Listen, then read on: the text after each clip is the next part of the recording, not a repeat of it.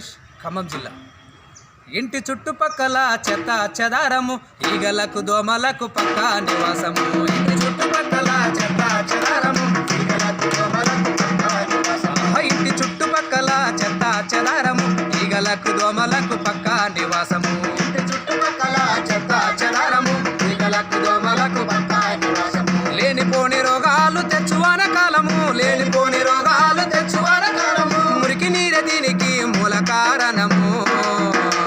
ఇంటి చుట్టుపక్కల చెత్త చెదారము ఈగలకు దోమలకు పక్క నివాసము. ఇంటి చుట్టుపక్కల చెత్త చెదారము ఈగలకు దోమలకు పక్క నివాసము.